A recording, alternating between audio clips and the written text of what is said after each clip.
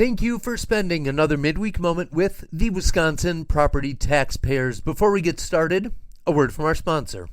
Hi, I'm Mike Gansey from Yancey & Associates. We're passionate about continuing on our mission to help more Wisconsin businesses create more success. If you have any questions about our insurance products or just want a second opinion about your insurance or employee benefits, I invite you to check out ANSI.com, or better yet, give us a call at Yancey & Associates. And let's have a conversation about your business and how we can help you secure, protect, and grow your version of the American dream.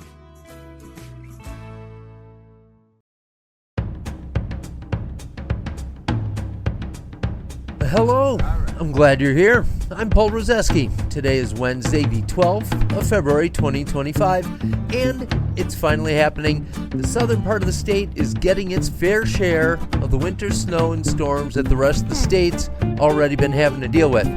It'll be a decent amount now, along with a few inches each day this weekend if the forecasts don't change.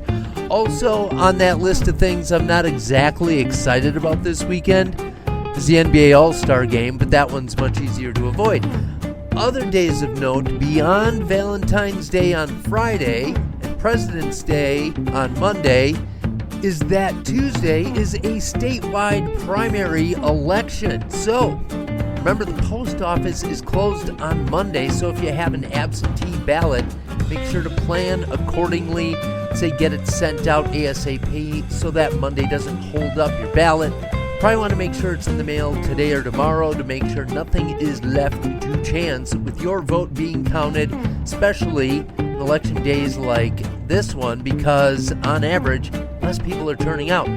For those of you who may get busy on Monday and celebrate National Indian Pudding Day, don't worry, because it's also observed annually on June 27th and November 13th. Who'd have thought? Those Indian pudding lovers really get after it. What I suggest instead is that you recognize Random Acts of Kindness Day on Monday, and I ask sincerely, celebrate excessively. With that out of the way, let's get back to speaking of counting, and since we have a couple of stories with that theme, let's jump into some news together.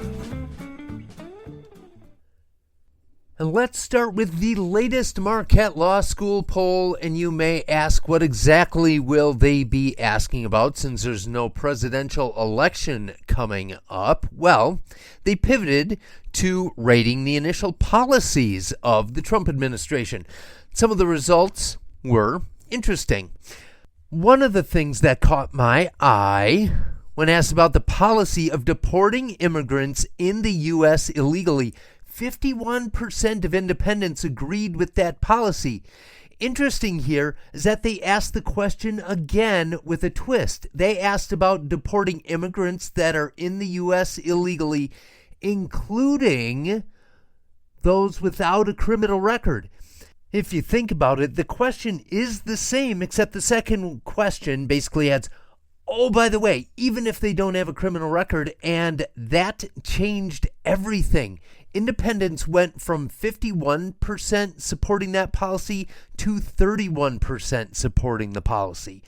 29%, almost one-third of the Democrats agreed with the first question, and it dropped to 22% with the second question. But the biggest drop came from Republicans.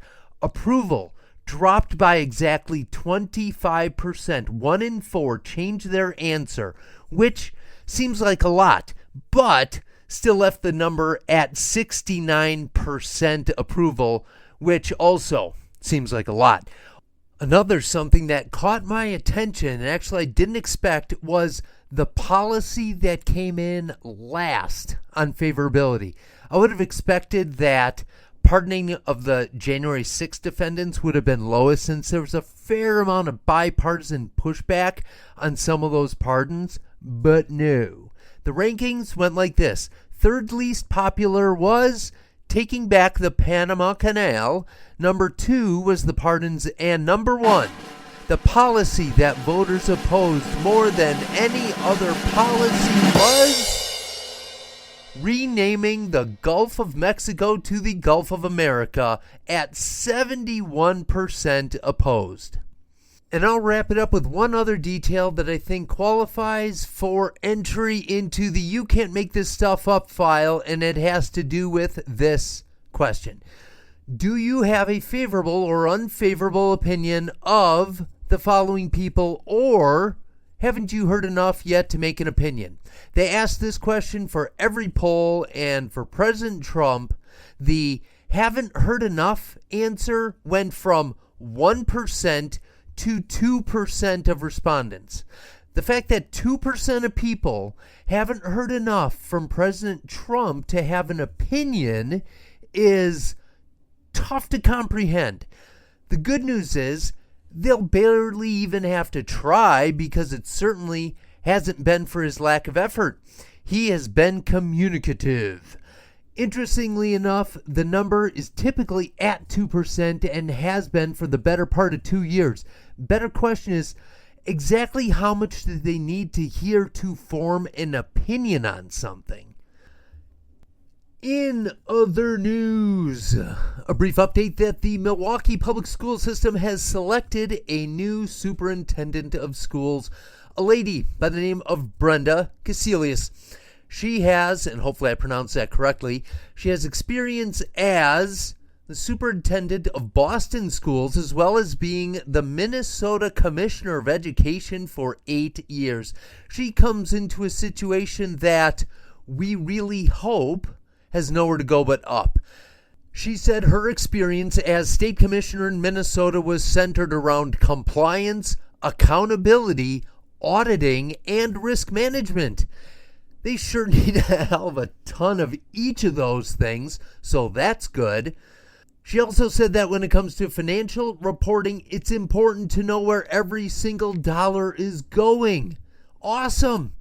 Quote, you have to be accountable to the public and to those you serve within the district, your principals, unquote.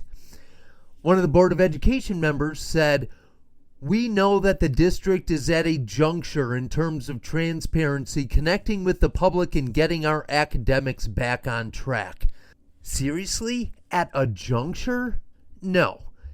You're at an all-time historic level of bad. And on behalf of everyone in Wisconsin that has half been paying attention to this, we wish her every possible success. And finally, because Wisconsin doesn't want President Trump to think that he's the only one that can inspire lawsuits, I give you an update from the Wisconsin Supreme Court. It has announced today that it will be hearing another case to decide governmental powers. The court just finished a case that basically reaffirmed that, based on current law, state-appointed commissioners and board members don't have to leave when their term is up and can apparently stay indefinitely, but that's another you can't make this stuff up for another time.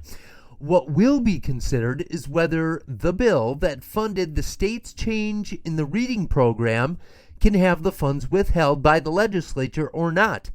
See, bills are typically either vetoed in whole or signed into law in whole. The court will decide whether the bill was an appropriations bill, like the state budget, which can have partial vetoes. And if it is, was the Joint Finance Committee within the law by setting aside that money and not releasing it? And the power struggle over how to spend your money continues.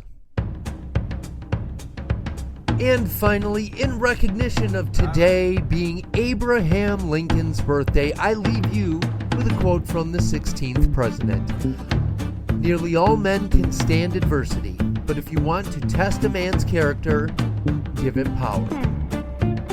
Have a great second half of your week, and as always, thanks for listening. Wisconsin Property Taxpayers Inc. is a nonpartisan membership organization consisting of thousands of small business, farm, and homeowner members in every snow-covered corner of the state. Founded in 1985, the organization is committed to providing its members with up-to-date information, legislative advocacy, and exclusive cost-saving benefits. Find out how to join at WPTOnline.org/join.